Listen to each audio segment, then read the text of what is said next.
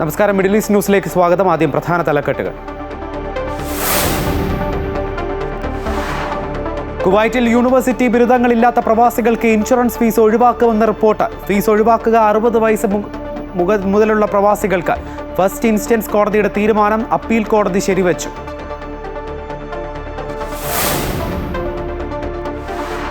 Riyadh metro service ഈ മാസം 27-ന് ഓടിത്തുടങ്ങും. ആദ്യഘട്ടത്തിൽ സർവീസ് 3 ട്രാക്കുകളിൽ.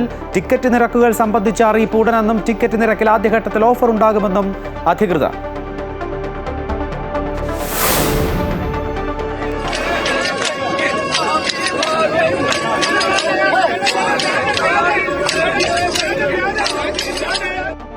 പാലക്കാടും വയനാടും കൈവിടാതെ UDF. ചുവപ്പ് കാത്ത് ചേലക്കര. രാഹുൽ മാങ്കൂട്ടത്തിലിന് പാലക്കാട് 18,840 വോട്ടിന്റെ റെക്കോർഡ് വിജയം. വയനാട്ടിൽ പ്രിയങ്ക ഗാന്ധിക്ക് 4 ലക്ഷത്തിലേറെ ഭൂരിപക്ഷം. 12,200 വോട്ടുകളുടെ ഭൂരിപക്ഷത്തിൽ ചേലക്കര നിലനിർത്തി UR പ്രദീപ്. വോട്ടെടുപ്പിൽ ഭരണവിരുദ്ധ വികാരമില്ലെന്ന് മുഖ്യമന്ത്രി. വർഗീയത പറഞ്ഞും ജനങ്ങളെ ഭിന്നിപ്പിച്ചുമാണ് ഇടതുപക്ഷം വോട്ട് പിടിച്ചതെന്ന് മുസ്ലിം ലീഗ് സംസ്ഥാന ജനറൽ സെക്രട്ടറി PMA സലാം.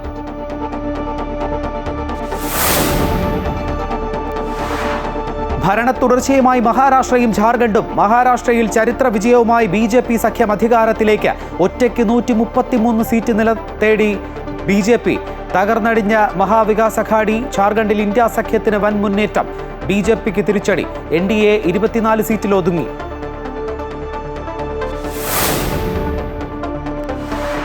മുനമ്പം ഭൂമി പ്രശ്നം 3 മാസത്തിനകം പരിഹരിക്കുമെന്ന ഉറപ്പുമായി മുഖ്യമന്ത്രി. സമരം പിൻവലിക്കണമെന്ന ആവശ്യം സമരസമിതി തള്ളി.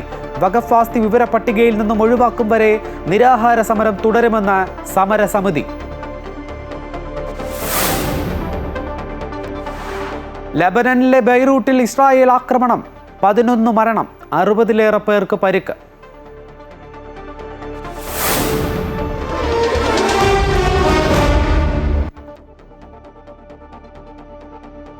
കുവൈറ്റിൽ യൂണിവേഴ്സിറ്റി ബിരുദങ്ങളില്ലാത്ത 60 വയസ്സും അതിൽ കൂടുതലുമുള്ള പ്രവാസികൾക്കുള്ള ആരോഗ്യ ഇൻഷുറൻസ് ഫീസ് ഒഴിവാക്കുമെന്ന് റിപ്പോർട്ട്. വർക്ക് പെർമിറ്റുകൾ നൽകുന്നതിനുള്ള വിശദമായ നിയമങ്ങളും നടപടിക്രമങ്ങളും അടങ്ങിയ അഡ്മിനിസ്ട്രേറ്റീവ് തീരുമാനം നിർത്തലാക്കാൻ ഫസ്റ്റ് ഇൻസ്റ്റൻസ് കോടതിയുടെ തീരുമാനം അപ്പീൽ കോടതി ശരിവച്ചു. ഈ വികസനം പ്രായമായ പ്രവാസികളെ സാമ്പത്തിക ബാധ്യതയിൽ നിന്നും മോചിപ്പിക്കും. കുവൈറ്റിലെ മൊത്തം പ്രവാസി ജനസംഖ്യ 33,58,654 റിയാദ് മെട്രോ സർവീസ് ഈ മാസം 27-ന് ഓടിത്തുടങ്ങും. ആദ്യഘട്ടത്തിൽ 3 ട്രാക്കുകളിലായാണ് സർവീസ്.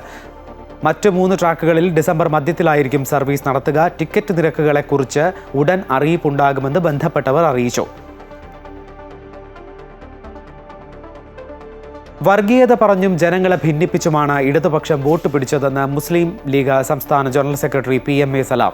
ഇടതുപക്ഷം സ്വീകരിച്ച നിലപാടുകളാണ് മതേതര കേരളം ചർച്ച ചെയ്യുകയെന്നും PMA സലാം പറഞ്ഞു. കുവൈറ്റിലെ KMCC സംഘടിപ്പിച്ച തംകിൻ എന്ന മഹാസമ്മേളനത്തിൽ പങ്കെടുക്കാനെത്തിയതായിരുന്നു അദ്ദേഹം. തിരഞ്ഞെടുപ്പിന്റെ ആദ്യഘട്ടത്തിൽ തന്നെ UDF വിജയം കരസ്ഥമാക്കിയിരുന്നു.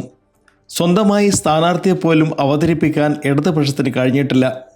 തിരഞ്ഞെടുപ്പിൽ ഉടനീളം വികസനത്തിന് പകരം വർഗീയത മാത്രമായിരുന്നു CPM-ഉം BJP-യും പ്രചരിപ്പിച്ചത്. ന്യൂനപക്ഷങ്ങളുടെ വോട്ടുകൾ ഭിന്നിപ്പിച്ച് BJPക്ക് ഗുണം ലഭിക്കുവാനാണ് ഇടതുപക്ഷം പാലക്കാട് ശ്രമിച്ചത്. തിരഞ്ഞെടുപ്പ് തലേന്ന് വിവാദപരമായ പരസ്യം കൊടുത്തത് അതിൻ്റെ ഭാഗമായാണ്. പരാജയഭീതി കൊണ്ട് മാത്രമാണ് മുഖ്യമന്ത്രിയുടെ നേതൃത്വത്തിൽ കേരള സമൂഹം ആദരിക്കുന്ന പാണക്കാട് തങ്ങൾ കുടുംബത്തെ പോലും ആക്രമിച്ചത് എന്നും പ്രധാനമന്ത്രിയെയും കേന്ദ്ര ആഭ്യന്തരമന്ത്രിയെയും തൃപ്തിപ്പെടുത്തുവാനാണ് ദേശീയ മാധ്യമത്തിൽ മുഖ്യമന്ത്രി അഭിമുഖം നൽകിയത് എന്നും അദ്ദേഹം പറഞ്ഞു. തൻ്റെ കുടുംബത്തെ സംരക്ഷിക്കുവാൻ BJPയെ കേരളത്തിൻ്റെ മതേതര ഭൂമിയിലേക്ക് കൊണ്ടുവരാൻ പിണറായി വിജയൻ ശ്രമിക്കുകയാണെന്നും PMA സലാം കൂട്ടിച്ചേർത്തു. കൂറുമാറുന്ന ആളുകളെ പിടിച്ച് സ്ഥാനാർത്ഥിയാക്കുക എന്ന് പറയുമ്പോൾ സ്വന്തമായി ഒരു സ്ഥാനാർത്ഥിയെ ജനങ്ങൾ വോട്ട് ചെയ്ത് വിജയിപ്പിക്കും, ജനപിന്തുണ ലഭിക്കും എന്ന് വിശ്വാസമുള്ള ഒരു സ്ഥാനാർത്ഥി പോലും അവരുടെ പാർട്ടിയിലോ മുന്നണിയിലോ ഇല്ല എന്നതാണ് വ്യക്തമാക്കുന്നത്. ആദരണീയനായ സയ്യിദ് സാദിഖ് അലി ശിഹാബ് തങ്ങളടക്കമുള്ള പാണക്കാട് കുടുംബത്തെ പോലും കടന്നാക്രമിച്ചുകൊണ്ടാണ് പിണറായി മുന്നോട്ട് പോയത്. മുനവർ അലി ശിഹാബ് തങ്ങളും KM ഷാജിയും പത്രസമ്മേളനത്തിൽ പങ്കെടുത്തു. Anil K Nambiar, Amrita news, Kuwait.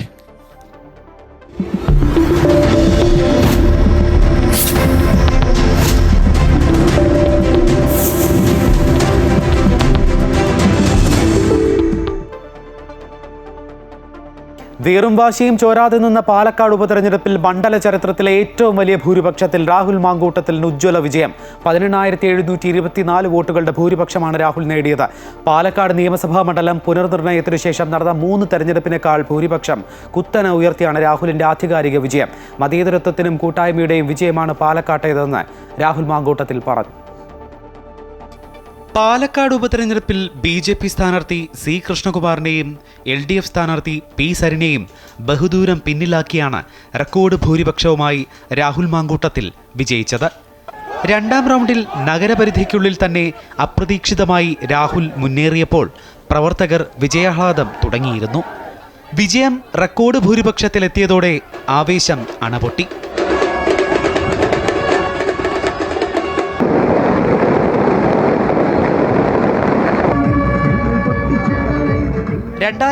ൽ ഷാഫി പറമ്പിൽ നേടിയ 17,483 വോട്ടിന്റെ ഭൂരിപക്ഷം രാഹുൽ മറികടക്കുമെന്ന് കോൺഗ്രസ് പ്രവർത്തകർക്ക് പോലും വലിയ പ്രതീക്ഷ ഉണ്ടായിരുന്നില്ല.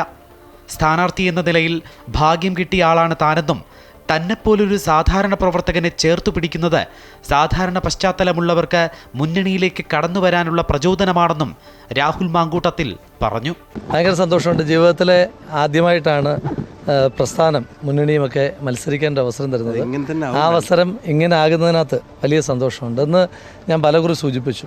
ഒരു സ്ഥാനാർത്ഥി എന്ന നിലയിൽ ഇത്രയും ഭാഗ്യം കിട്ടിയ ആരെങ്കിലും ഉണ്ട് എന്ന് ഞാൻ വിചാരിക്കുന്നില്ല. ആദ്യ മണിക്കൂറിൽ മുന്നിലായിരുന്ന BJP സ്ഥാനാർത്ഥി C കൃഷ്ണകുമാറിനെ 6ാം റൗണ്ട് മുതലാണ് രാഹുൽ പിന്നിലാക്കിയത്.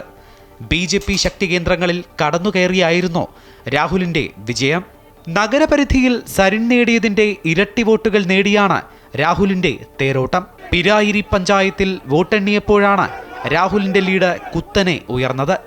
ഇവിടെ മാത്രം 6,775 വോട്ട് നേടിയ രാഹുൽ കൃഷ്ണകുമാറിനേക്കാൾ 4,124 വോട്ടുകളുടെ മുൻതൂക്കവും പിരാരിയിൽ നേടി. തുടർന്ന് മാത്തൂർ പഞ്ചായത്തിലും കുതിപ്പ് തുടർന്ന രാഹുലിനെ ഇടത് ശക്തി കേന്ദ്രമായ കണ്ണാടിയിലും പിടിച്ചുകെട്ടാനായില്ല. ഒടുവിൽ മിന്നും വിജയത്തിന്റെ തിളക്കത്തിൽ കന്നിയംഗം ജയിച്ച് പാലക്കാട് MLA ആയി രാഹുൽ നിയമസഭയിലേക്ക്.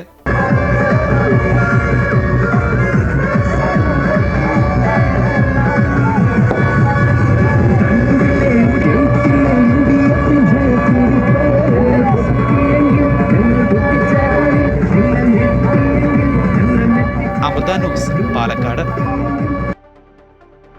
ചേലക്കര ചെങ്കോട്ട തന്നെ ഉപതെരഞ്ഞെടുപ്പിൽ 12,201 വോട്ടുകളുടെ ഭൂരിപക്ഷത്തിൽ LDF സ്ഥാനാർത്ഥി UR പ്രദീപ് വിജയം കരസ്ഥമാക്കി. ശക്തമായ മത്സരം കാഴ്ചവെച്ച UDF സ്ഥാനാർത്ഥി രമ്യ ഹരിദാസ് 52,626 വോട്ടുകളാണ് നേടിയത്. NDA സ്ഥാനാർത്ഥി K ബാലകൃഷ്ണൻ 33,609 വോട്ടുകളും ലഭിച്ചു. 64,827 വോട്ടുകളാണ് പ്രദീപിന് ലഭിച്ചത്. NDA സ്ഥാനാർത്ഥി K ബാലകൃഷ്ണൻ 33,609 വോട്ടുകൾ നേടി. മുൻ തെരഞ്ഞെടുപ്പിൽ നിന്നും 9,564 വോട്ടുകൾ BJP അധികമായി നേടി. UDF സ്ഥാനാർത്ഥി രമ്യ ഹരിദാസ് 52,626 വോട്ടുകളാണ് നേടിയത്. ഓട്ടോറിക്ഷ ചിഹ്നത്തിൽ മത്സരിച്ച PV അൻവറിന്റെ സ്ഥാനാർത്ഥി NK സുധീർ 3,920 വോട്ടുകളും നേടി. ചേലക്കര എന്നും LDFനെ ചേർത്ത് പിടിച്ച മണ്ഡലമാണെന്ന UR പ്രദീപ വിജയപ്രഖ്യാപനത്തിന് ശേഷം പ്രതികരിച്ചു. LDFനെതിരെ വലിയ നുണപ്രചരണങ്ങളാണ് തിരഞ്ഞെടുപ്പ് സമയത്ത് ചിലർ നടത്തിയിരുന്നത്. എന്നാൽ അതിനെയെല്ലാം തള്ളിക്കളഞ്ഞ വലിയ ഭൂരിപക്ഷം നൽകി ജനം LDFനോടൊപ്പം അണിനിരന്നതായും UR പ്രദീപ കൂട്ടിച്ചേർത്തു.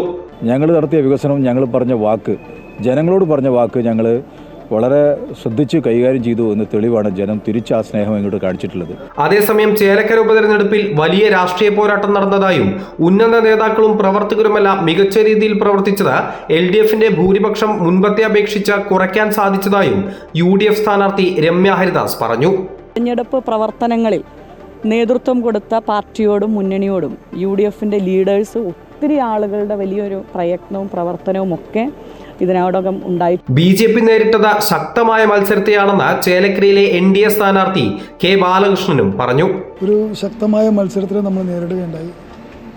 ആ നേരിട്ടതിൻ്റെ അടിസ്ഥാനത്തിൽ നമ്മളെ ഒരു 10,000-ഓളം വോട്ട് 2021 അപേക്ഷിച്ച് നമുക്ക് വർദ്ധിപ്പിക്കാൻ പറ്റി. ഇടതുകോട്ടയായ ചേലക്കരയിൽ വലിയ പ്രതീക്ഷ തന്നെയായിരുന്നു മറ്റ് 2 മുന്നണികളും പങ്കുവച്ചത്. എന്നാൽ ചേലക്കരയിലെ വിധി അത് LDFനൊപ്പമായിരുന്നു. അമൃത ന്യൂസ്, തൃശൂർ. വയനാട് ലോക്സഭാ മണ്ഡലത്തിൽ റെക്കോർഡ് ഭൂരിപക്ഷവുമായി UDF സ്ഥാനാർത്ഥി പ്രിയങ്ക ഗാന്ധി വിജയിച്ചു. വോട്ടെണ്ണലിന്റെ എല്ലാ റൗണ്ടിലും എതിരാളികളെ നിഷ്പ്രഭരാക്കി മുന്നേറിയ പ്രിയങ്ക ഗാന്ധി 4,16,931 വോട്ടുകളുടെ റെക്കോർഡ് ഭൂരിപക്ഷത്തിലാണ് കന്നിയംഗത്തിൽ വിജയമുറപ്പിച്ചത്. വയനാട്ടിൽ രാഹുൽ ഗാന്ധി മത്സരിച്ചപ്പോൾ ലഭിച്ച ഭൂരിപക്ഷം മറികടന്നുകൊണ്ടാണ് പ്രിയങ്കയുടെ ജയം.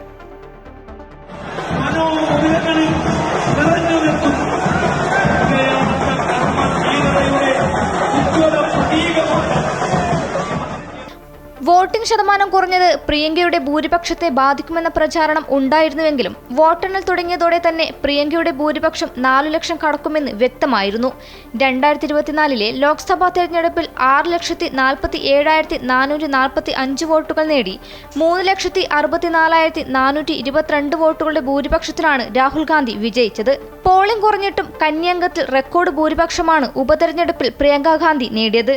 5 ലക്ഷം ഭൂരിപക്ഷത്തിന് പ്രിയങ്ക ജയിക്കുമെന്നാണ് UDF നേതാക്കൾ വോട്ടെടുപ്പിന് മുൻപ് പറഞ്ഞിരുന്നതെങ്കിലും വോട്ടിംഗ് ശതമാനം കുറഞ്ഞതോടെ ഭൂരിപക്ഷം കുറയുമെന്ന ആശങ്കയുണ്ടായിരുന്നു. എന്നാൽ വോട്ടിംഗ് ശതമാനം കുറഞ്ഞിട്ടും 4 ലക്ഷത്തിലധികം വോട്ടുകൾ നേടിയത് വയനാട് മണ്ഡലം UDFന്റെ ഉറച്ച കോട്ടയാണെന്ന് ഒന്നുകൂടി അടിവരയിടുന്നതായിരുന്നു. 6,22,330 വോട്ടുകൾ പ്രിയങ്ക ആകെ നേടിയപ്പോൾ രണ്ടാമതെത്തിയ LDFന്റെ സത്യൻ മൊകേരി 2,11,407 വോട്ടുകളാണ് നേടിയത്. 1,09,939 വോട്ടുകളാണ് BJPയുടെ നവ്യ ഹരിദാസിന് നേടാനായത്. മണ്ഡല അടിസ്ഥാനത്തിൽ കഴിഞ്ഞ തവണ രാഹുലിന് കിട്ടിയതിനേക്കാൾ ലീഡ് നേടാനും പ്രിയങ്ക ഗാന്ധിക്ക് സാധിച്ചു. LDFന് 70,000 വോട്ടുകളുടെ കുറവ് വന്നപ്പോൾ കഴിഞ്ഞ തവണത്തെ അപേക്ഷിച്ച് 30,000 വോട്ടുകളുടെ കുറവാണ് NDAക്കുണ്ടായത്. അമൃത ന്യൂസ്, വയനാട്. വയനാട് ലോക്സഭാ ഉപതെരഞ്ഞെടുപ്പിൽ റെക്കോർഡ് ഭൂരിപക്ഷത്തിന്റെ വിജയം നേടിയതിന് പിന്നാലെ വയനാട്ടിലെ വോട്ടർമാർക്ക് നന്ദി പറഞ്ഞ് പ്രിയങ്ക ഗാന്ധി തന്നിൽ അർപ്പിച്ച വിശ്വാസത്തിനും സ്നേഹത്തിനും നന്ദിയുണ്ടെന്നും അവർ പറഞ്ഞു. For giving me the honor to represent them, for giving me so much love in my whole campaign while I was there, and then for voting for me in the manner that they have. It's a testament to the fact that my brother worked hard there, and their love for him and their trust in me. So I feel it's a great honor and I will respect it fully. And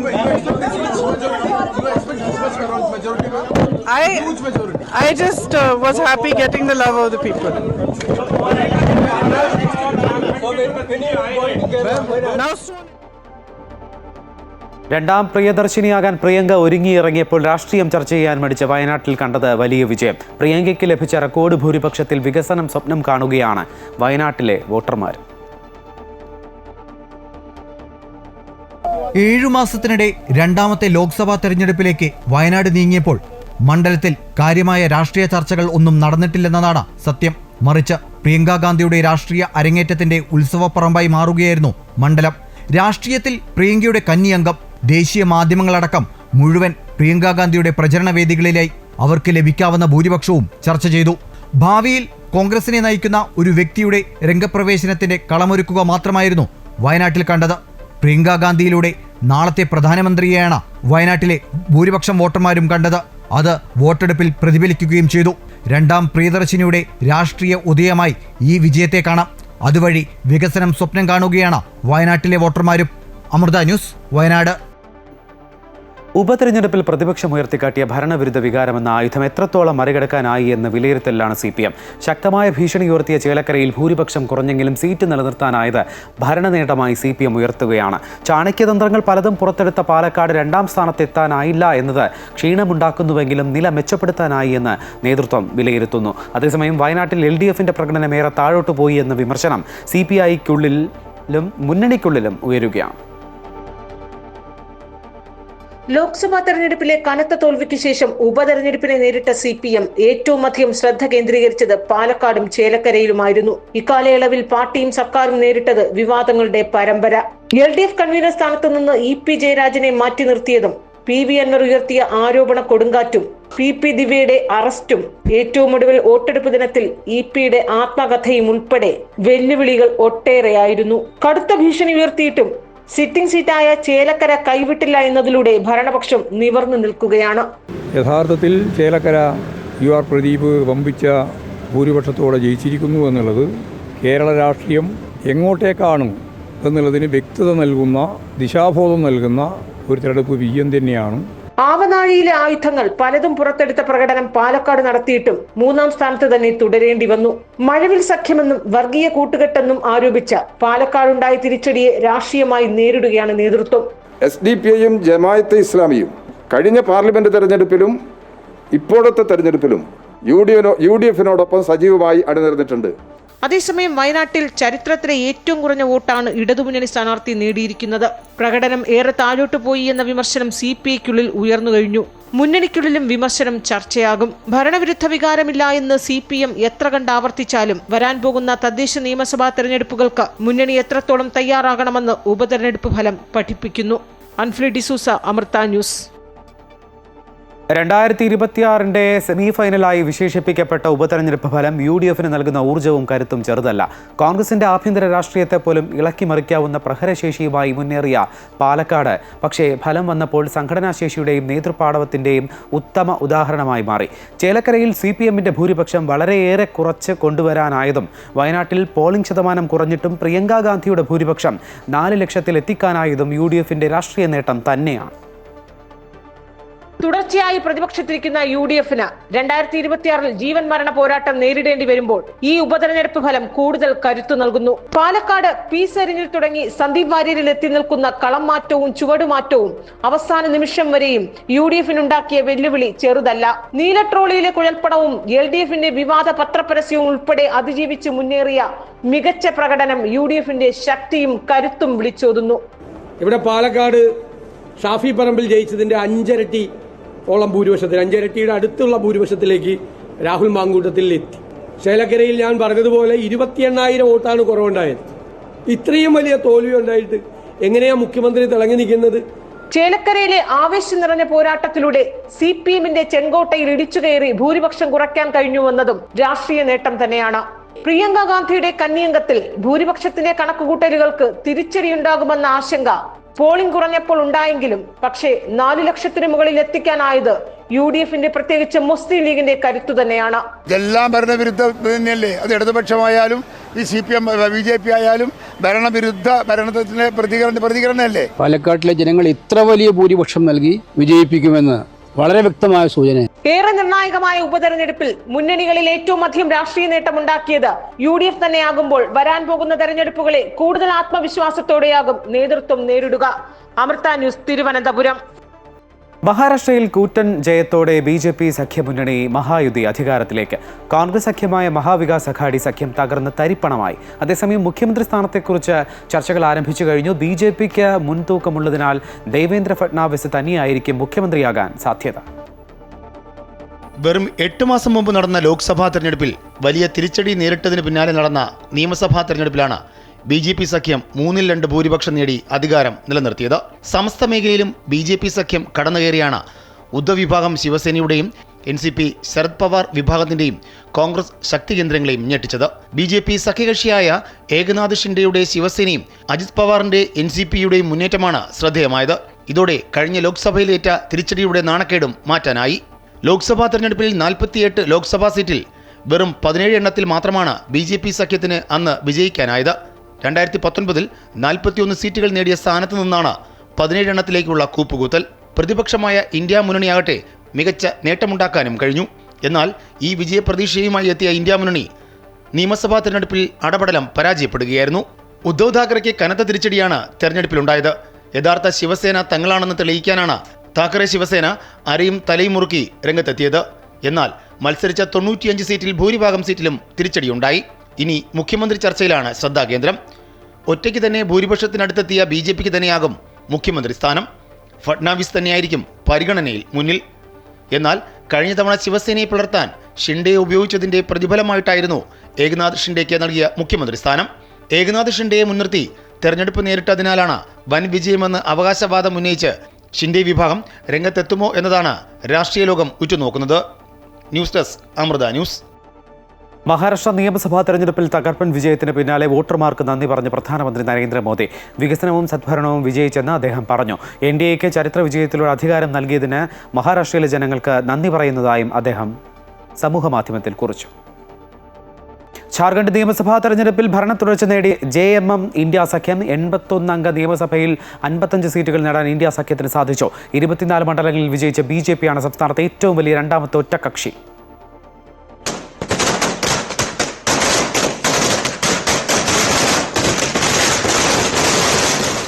ജാർഖണ്ഡിൽ exit poll പ്രവചനങ്ങളെ അപ്പാടെ മറികടന്നുകൊണ്ടാണ് India സഖ്യം സംസ്ഥാനത്ത് ഭരണത്തുടർച്ച ഉറപ്പാക്കിയത്. ജാർഖണ്ഡ് മുക്തി മോർച്ച 33 സീറ്റുകൾ നേടിയപ്പോൾ 16 സീറ്റുകൾ മാത്രമാണ് കോൺഗ്രസിന് വിജയിക്കാനായത്. RJD 5 ഇടങ്ങളിലും വിജയിച്ചു. വോട്ടെണ്ണലിന്റെ ആദ്യ മണിക്കൂറുകളിൽ BJP നേതൃത്വം നൽകുന്ന NDAയും ഇന്ത്യ മുന്നണിയും ഇഞ്ചോടിഞ്ച് പോരാട്ടം നടന്ന സംസ്ഥാനത്ത് പല മണ്ഡലങ്ങളിലും ഇന്ത്യ മുന്നണി നേരിയ വോട്ടുകൾക്ക് വിജയിച്ചു കയറി. 2019 നിയമസഭാ തെരഞ്ഞെടുപ്പിന് സമാനമായി BJP-യാണ് ജാർഖണ്ഡിലെ ഏറ്റവും വലിയ രണ്ടാമത്തെ ഒറ്റക്കക്ഷി. ശക്തമായ പ്രതിപക്ഷമാകുമെന്നും പ്രചരണത്തിൽ മുൻപോട്ട് വച്ച അനധികൃത നുഴഞ്ഞുകയറ്റം, സംസ്ഥാന സർക്കാരിന്റെ അഴിമതി ഉൾപ്പെടെയുള്ള വിഷയങ്ങൾ ഇപ്പോഴും പ്രസക്തമാണെന്നും BJP നേതൃത്വം വ്യക്തമാക്കി. NDA സഖ്യകക്ഷികളായ ഓൾ ജാർഖണ്ഡ് സ്റ്റുഡന്റ് യൂണിയനും JDU-യും തെരഞ്ഞെടുപ്പിൽ കാര്യമായ നേട്ടമുണ്ടാക്കിയില്ല. National desk, Amrita TV.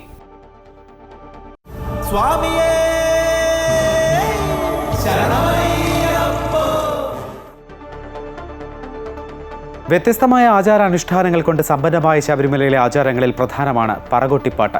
Mandala Makaravilakku തീർത്ഥാടന കാലം ആരംഭിച്ചതോടെ നിരവധി ഭക്തരാണ് മാളികപ്പുറത്ത് പറകൊട്ടിപ്പാട്ട് വഴിപാടായി നടത്തുന്നത്.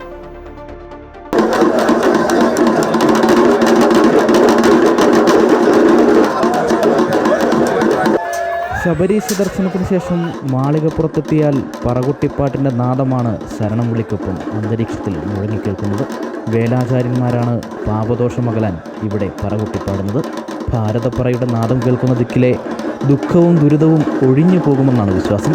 അയ്യപ്പൻ്റെ ശത്രുദോഷം പറകൊട്ടിപ്പാട്ടിലൂടെ അകറ്റിയതോടെയാണ് വേലാചാര്യന്മാർക്ക് ശബരിമലയിലും സ്ഥാനം ലഭിച്ചതെന്നാണ് ഐതിഹ്യം.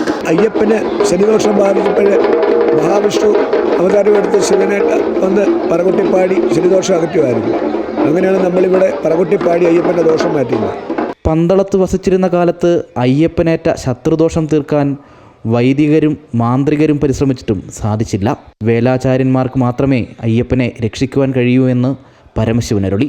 ദേവന്മാർ വേലന്മാരെ അന്വേഷിച്ചിട്ടും കണ്ടെത്താൻ കഴിഞ്ഞില്ല. തുടർന്ന് പരമേശ്വരനും പാർവതീദേവിയും വേലനും വേലത്തിയുമായി വേഷം ധരിച്ച് ഭഗവാന്റെ ശത്രുദോഷം പറകൊട്ടിപ്പാടി ഒഴിപ്പിച്ചു. ശബരിമലയിൽ വരുന്ന ഭക്തരുടെ ശത്രുദോഷം, നാവേറുദോഷം, പ്രാക്കുദോഷം, ദൃഷ്ടിദോഷം, പിണിയും പിണിപ്പാടും ഭയവും ഭയപ്പാടും തുടങ്ങി സമസ്ത ദുഃഖവും ദുരിതവും അടിമുതൽ മുടി വരെ പാടിയൊഴിപ്പിക്കാൻ തന്നോടൊപ്പം വേലാചാര്യന്മാർ ഉണ്ടാകണമെന്ന് അയ്യപ്പൻ പന്തളം രാജാവിനോട് ആവശ്യപ്പെട്ടു. തുകൽവാദ്യത്തിൻ്റെ താളത്തിൽ അയ്യപ്പനെ കേശാദിപാദം പാടി പുകഴ്ത്തുന്നതാണ് പറകൊട്ടിപ്പാട്ടിലെ ഈരടികൾ. അയ്യപ്പന് മന്ത്രസഹിതം പറകൊട്ടിപ്പാടി മൂർധാവിലും നെറ്റിയിലും ഭസ്മമണിയിക്കുന്നതോടെ അതുവരെ ഉണ്ടായിട്ടുള്ള എല്ലാവിധ ദോഷങ്ങളും പരിഹരിക്കപ്പെടുമെന്നാണ് വിശ്വാസം. തുകൽവാദ്യത്തിൻ്റെ താളഘോഷങ്ങൾക്കിടയിൽ നിന്ന് ക്യാമറമാൻ P. ശശികാന്തിനൊപ്പം അജയ് നാഥ്, അമൃത ന്യൂസ് സംവിധാനം. മുനമ്പം വകഭൂമി പ്രശ്നത്തിൽ സമരസമിതി നേതാക്കളുമായി ചർച്ച നടത്തി മുഖ്യമന്ത്രി സമരത്തിൽ നിന്ന് പിന്മാറണമെന്ന് മുഖ്യമന്ത്രി ഓൺലൈൻ വഴി നടത്തിയ ചർച്ചയിൽ ആവശ്യപ്പെട്ടു. പ്രശ്നങ്ങൾ 3 മാസത്തിനകം പരിഹരിക്കാമെന്ന് മുഖ്യമന്ത്രി ഉറപ്പു നൽകി. മുനമ്പം വഖഫ് ഭൂമി പ്രശ്നത്തിൽ തിരുവനന്തപുരത്ത് മുഖ്യമന്ത്രിയുടെ അധ്യക്ഷതയിൽ ചേർന്ന ഉന്നതതല യോഗത്തിന്റെ തീരുമാനങ്ങളുടെ അടിസ്ഥാനത്തിലാണ് മുഖ്യമന്ത്രി പിണറായി വിജയൻ മുനമ്പം ഭൂസംരക്ഷണ സമിതി നേതാക്കളുമായി ഓൺലൈനിൽ ചർച്ച നടത്തിയത്. ഭൂമിയുടെ പരിശോധനയ്ക്കായി ജുഡീഷ്യൽ കമ്മീഷനെ നിയമിച്ച കാര്യവും 3 മാസത്തിനകം പ്രശ്നത്തിൽ പരിഹാരമുണ്ടാക്കാമെന്നും മുഖ്യമന്ത്രി സമരസമിതിക്ക് ഉറപ്പു നൽകി. ഇതിന്റെ അടിസ്ഥാനത്തിൽ സമരത്തിൽ നിന്നും പിന്മാറണമെന്നും മുഖ്യമന്ത്രി സമരസമിതിയോട് ആവശ്യപ്പെട്ടു. എന്നാൽ മുനമ്പത്തെ ഭൂമി വഖഫ് ആസ്തി വിവര പട്ടികയിൽ നിന്നും ഒഴിവാക്കുന്നതുവരെ സമരം തുടരാനാണ് സമരസമിതിയുടെ തീരുമാനം. വളരെ പോസിറ്റീവായിട്ടാണ് ഞങ്ങൾ കാണുന്നത്. കാരണം മുഖ്യമന്ത്രി എല്ലാ കാര്യങ്ങളും ശ്രദ്ധിച്ച് കേൾക്കുകയും അതനുസരിച്ച് പോസിറ്റീവായിട്ടുള്ള റിപ്ലൈയുമാണ് ഞങ്ങൾക്ക് നൽകിയിരിക്കുന്നത്. ഈ കമ്മീഷൻ്റെ ദൗത്യമെന്ന് പറയുന്നത് എങ്ങനെ ഒരു നിയമോപദേശം ഈ പ്രശ്നം പരിഹരിക്കാനായിട്ട് നൽകാൻ സാധിക്കും, അതിൽ ഗവൺമെൻറ് ആ നിയമോപദേശം സ്വീകരിച്ചുകൊണ്ട് ഉടനെ തന്നെ ഈ പ്രശ്നം വഖഫ് ബോർഡുമായി തീർക്കാനുള്ള ഒരു രീതിയാണ് ഇപ്പോൾ ഞങ്ങൾ നിർദ്ദേശിച്ചിരിക്കുന്നത്. ഞങ്ങൾ നേരത്തെ തന്നെ എടുത്തിരിക്കുന്ന തീരുമാനമാണ് ഞങ്ങളുടെ ഭൂമി വഖഫ് ആസ്തി പട്ടികയിൽ നിന്ന് മാറ്റിയെടുക്കുന്നതുവരെ ഞങ്ങൾ സമരം തുടരുമെന്നാണ് പറഞ്ഞിരിക്കുന്നത്. അതുകൊണ്ട് തന്നെയാണ് ഞങ്ങൾ സമരം മുന്നോട്ട് തന്നെ കൊണ്ടുപോകാൻ ആഗ്രഹിക്കുന്നത്. മുഖ്യമന്ത്രിയുമായി ഓൺലൈനിൽ നടത്തിയ ചർച്ചയുടെ വിശദാംശങ്ങൾ ജനങ്ങളെ അറിയിച്ച് തങ്ങളുടെ തീരുമാനം പൊതുയോഗത്തിന് ശേഷം പറയാമെന്നാണ് സമരസമിതി മുഖ്യമന്ത്രിക്ക് നൽകിയിരിക്കുന്ന ഉറപ്പ്. അതേസമയം സർക്കാർ നിയോഗിച്ച ജുഡീഷ്യൽ കമ്മീഷനെ സമരക്കാർ എതിർത്തത് പെട്ടെന്നുണ്ടായ വികാരം മൂലമാണെന്നും പ്രശ്നത്തിൽ ശാശ്വത പരിഹാരം കണ്ടെത്താനാണ് സർക്കാർ ആഗ്രഹിക്കുന്നതെന്നും മന്ത്രി പി രാജീവും പ്രതികരിച്ചു. അമൃത ന്യൂസ്, കൊച്ചി. ലബനനിലെ ബെയ്റൂട്ടിൽ ഇസ്രായേൽ വ്യോമാക്രമണം 15 പേർ കൊല്ലപ്പെട്ടു, 60-ലേറെ പേർക്ക് പരിക്കേറ്റതായി ലബനീസ് ആരോഗ്യ മന്ത്രാലയം അറിയിച്ചു. ഒരാഴ്ചയ്ക്കുള്ളിൽ ബെയ്റൂട്ടിൽ നടന്ന 4ാമത്തെ വ്യോമാക്രമണമാണ് ഇത്.